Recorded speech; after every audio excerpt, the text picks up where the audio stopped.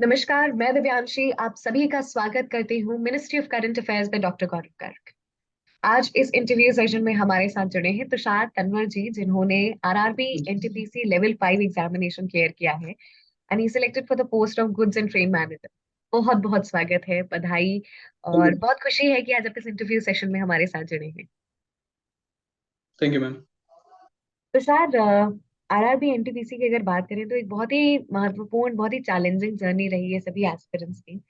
और आप उन चुनिंदा एस्पिरेंट्स में से हैं जो अपने सुखद अंजाम तक पहुंचे हैं, क्योंकि पूरे देश ने देखा कि कितना स्ट्रगल हुआ, कितने एजिटेशन हुए, कितने चैलेंजेस हुए। एंड फाइनली व्हेन आई बिल्कुल। एम सेइंग दिस कि आप उनमें से कुछ लोगों में से हैं जिन्होंने फाइनली एक सुखद अंजाम तक पहुंचे हैं।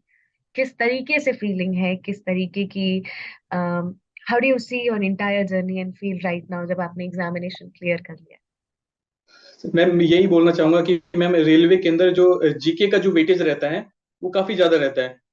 उसमें 40 मार्क्स की जीके सीबीटी 2 में और 40 मार्क्स की ही जीके सीबीटी 1 में भी आती है। गौरव सर की जो वीडियोस स्टैटिक जीके के बहुत ज्यादा मतलब कि अब मतलब बहुत ज्यादा उन्होंने मेरी हेल्प की मैम स्टैटिक जीके के अंदर। और वो ही स्टैटिक जीके जैसा उन्होंने पढ़ाया था डीप में थोड़ा जाके वैसा का वैसा ही एनटीपीसी सीबीटी 2 में पूछा भी गया है, जिसमें बहुत बहुत सारे कैंडिडेट को दिक्कत भी आई थी, लेकिन मेरे को बहुत ज्यादा हेल्प मिली उस चीज से। और उनके करंट अफेयर के अलावा तो करंट अफेयर वगैरह बहुत ज्यादा मतलब डिक्टू वो ही करंट अफेयर देख लो आप गौरव सर के जो पढ़ाए हुए, उनके अलावा मैंने किसी भी अदर शोज पे मैंने रिलाई नहीं किया उनके अलावा बस। तुषार, बहुत खुशी है कि हम आपकी सक्सेस स्टोरी का हिस्सा बन सके। जर्नी के बारे में जानेंगे, लेकिन उससे पहले थोड़ा सा अपने बैकग्राउंड के बारे में बताएं, थोड़ा सा अपने बारे में बताएं। मैडम किसान फैमिली से बिलोंग करता हूँ। और ट्वेल्थ ग्रेजुएशन तक मैंने गांव से कंप्लीट किया है। आर्ट्स आर्ट्स सब्जेक्ट था मेरे पास। और उसके बाद से जैसे मैंने ग्रेजुएशन खत्म किया उसके बाद से मैंने गौरव स्टडी IQ को मैंने सब्सक्राइब किया था। और लगभग 2017 से ही मैं उनके करंट अफेयर फॉलो कर रहा हूँ। और उनकी वजह से मैडम मैंने 4 एग्जाम क्वालिफाई कर दिए जीके प्लस स्टैटिक जीके की वजह से ही। तुषार, आपने जैसे कहा कि बहुत ही साधारण फैमिली बैकग्राउंड से बिलोंग करते हैं, किसान परिवार से हैं। कैसे रुझान आया कि एनटीपीसी रेलवे की तरफ जाते हैं? तो मैडम एसएससी ज्वाइनिंग एसएससी की तैयारी करते करते थोड़ा ग्रुप डी का एग्जाम आ गया था, तो मेरे को लगा कि इसको भी दे देना चाहिए। और मैडम मैंने वो एग्जाम दिया और वो क्वालिफाई हो गया। तो मैंने ग्रुप डी ज्वाइन किया। उसके बाद में मेरे से एसएससी जीडी का एग्जाम मैंने फाइट किया। उसके बाद में एनटीपीसी का वैकेंसी आई थी 2019 में।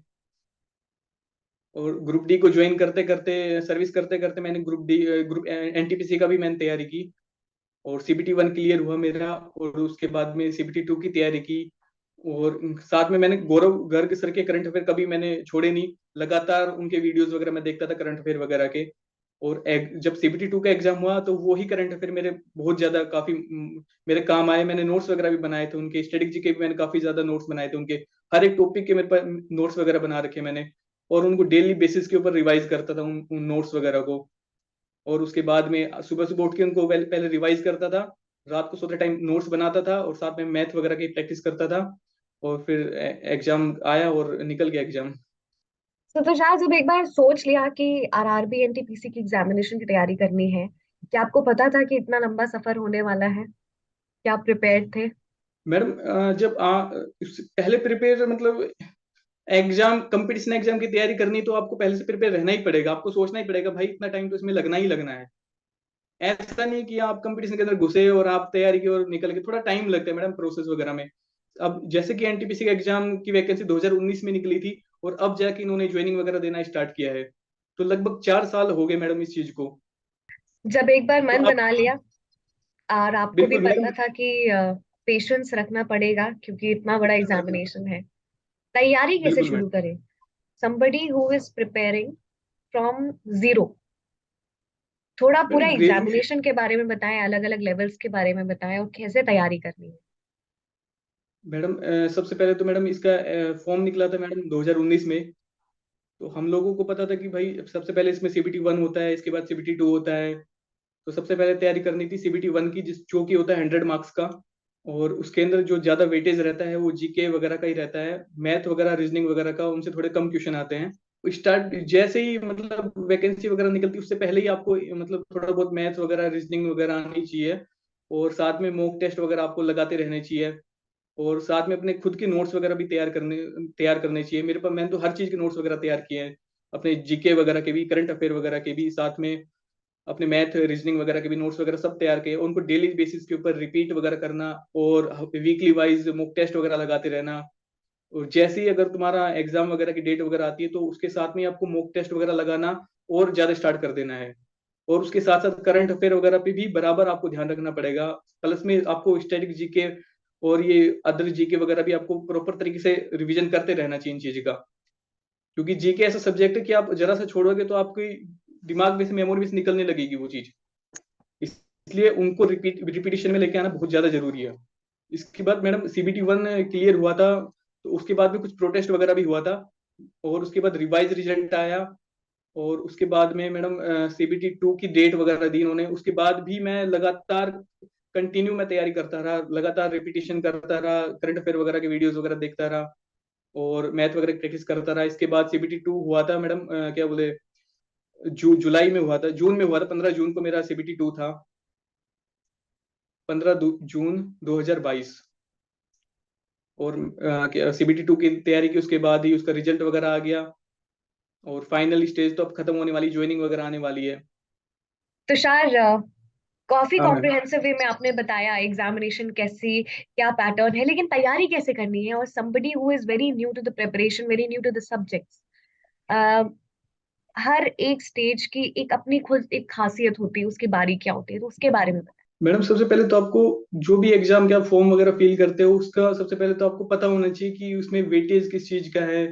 और मतलब सिलेबस आपको प्रीवियस ईयर पेपर पहले देखने चाहिए उसके, कि भाई क्या बोलते हैं, प्रीवियस पेपर में कि कहाँ से पूछा गया है, कितना डीप जाके पूछा गया है, और कौन से सब्जेक्ट से कितने क्वेश्चन आ रहे हैं, उसके हिसाब से आपको तैयारी करनी चाहिए। जब पहले के पेपर्स की हम बात करते हैं, तो ये जो प्रीवियस ईयर एनालिसिस है क्वेश्चंस की, उसको कैसे फोकस रखना है, प्लस सिलेबस के साथ मैच करना है, and then you start your preparation, उसके बारे में कैसे परसीव करे स्टूडेंट। मैडम जैसे आप तैयारी करने लगते हो ना, तो दिक्कत होती है, हर स्टूडेंट को दिक्कत होती है, क्योंकि वो समझ नहीं पाता भाई कंपटीशन कितना बढ़ गया है पहले से। तो उसको, कंपटीशन को समझने से पहले ही अपन को जस्ट प्रीवियस ईयर पेपर जो है वो अपन को देखने चाहिए, एक बार में गो थ्रू करना चाहिए उनको भी। और हमको शुरू से ही, जैसे हम ऐसा नहीं, आलस नहीं करना चाहिए कि भाई वो पेपर की डेट आएगी तभी हम लोग तैयारी कर देंगे। अगर आपको उस कंपटीशन वाली फील्ड में घुसना है तो उससे पहले ही आपको प्रिपेयर रहना पड़ेगा। आपको अपनी प्रिपरेशन पहले से ही चालू रखनी पड़ेगी।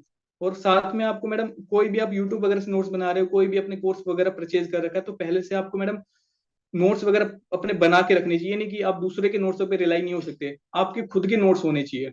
तो शायद मैं नोट मेकिंग पे बात करना चाहूंगी। नोट मेकिंग बहुत ही इंपॉर्टेंट है, रिवीजन के लिए बहुत जरूरी होता है, लेकिन नोट मेकिंग का सही तरीका क्या है, क्योंकि people and up writing the entire book. नहीं नहीं, पूरी बुक लिखने की जरूरत नहीं है, मैं आपको ये बता रहा हूँ।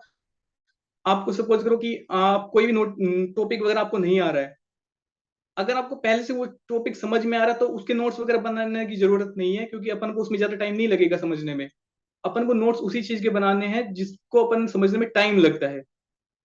कि भाई ये वाला टॉपिक मेरा थोड़ा डाउटफुल है, तो उसी के नोट्स वगैरह तैयार करना। जिस चीज को अपन जल्दी से भूल जाते हैं वो अपन को नोट्स बनाने हैं। ये नहीं कि हर चीज के नोट्स वगैरह बनाने लग गए, क्योंकि उसमें टाइम वेस्ट होता है। मैं तो ये मानता हूँ भाई, जो चीज में अपन को प्रॉब्लम रहती है सिर्फ उसी चीज के नोट्स वगैरह बनाने चाहिए। और वो ही चीज लिखनी चाहिए जो अपन को पता नहीं है उसी चीज के बारे में। जो अपन को पता है उसको छोड़ देना है, उसको साथ में नोट्स में नहीं लिखना। सिर्फ जो अपन को नहीं पता वही चीज अपन को लिखनी है। सो तुषार, रिवीजन कैसे करें। नोट्स मेकिंग पे तो बात कर ली, लेकिन रिवीजन भी एक इंपॉर्टेंट एस्पेक्ट है पूरे प्रिपरेशन।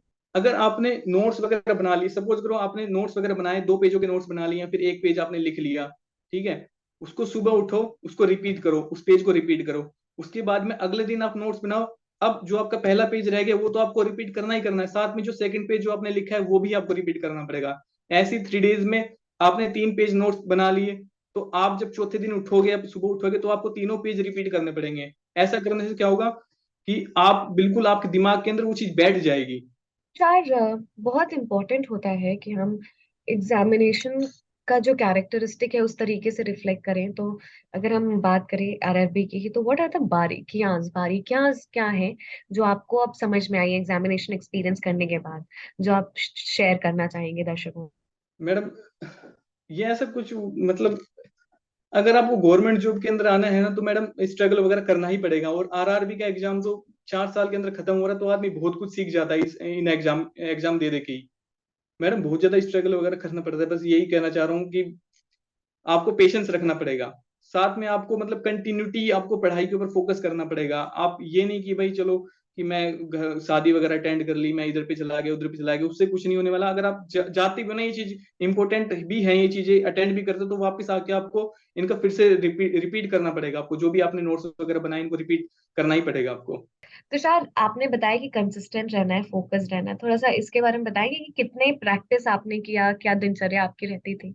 मैडम सुबह उठ के पहले तो मैं रिपीटिशन करता था। उसके बाद खाना वाना बनाया, क्योंकि मैं साथ में जॉब भी करता था मैडम। तो खाना वाना बनाने के बाद अपने ऑफिस निकल जाते थे, शाम को आते थे 3-4 बजे लगभग। उस टाइम से मैडम अपने जो भी थोड़ा बहुत रेस्ट वगैरह किया, आधा आधा घंटे का लगभग। और उसके बाद में अपना बुक्स वगैरह निकाल के बैठे, या फिर यूट्यूब वगैरह पे आप देख रहे हो कोई भी चीज का मतलब कोर्स वगैरह ले रखा है, आपने उसको पढ़ा और अपने नोट्स में उसको ऐड किया। और उसके बाद में फिर से आपको जैसे खाना वाना खा के सो जाना, फिर अगले दिन सुबह उठ के फिर उन्हीं चीज को फिर वापस से रिपीट करना। और साथ में वीकली एक टेस्ट लगाता रहता था। और जब एग्जाम के टाइम पे मैंने 2 टेस्ट कर दिए थे, 2-3 टेस्ट दे लेता था मैं। तुषार, कुछ फाइनल टिप सजेशन देना चाहेंगे सभी को? मैडम यही कि अगर आपको गवर्नमेंट जॉब की तैयारी करनी है, तो आपको पेशेंस रखना पड़ेगा। चाहे वो एसएससी हो, चाहे वो आरआरबी हो। और आपको डेली बेसिस के ऊपर आपको रिपीट करना पड़ेगा, आपको रिपीटिशन वाला मेथड अपनानी पड़ेगा आपको। ये नहीं कि आपने भाई एक नोट्स वगैरह बना ली तो काम चल जाएगा, आपको साथ में उनको रिपीट भी डेली की डेली करना पड़ेगा। Thank you so much Tushar for joining us. बहुत अच्छा लगा आपसे बातचीत करके। पूरी टीम की तरफ से थैंक ढेर सारी शुभकामनाएं। Wish you good health, good luck. Thank you.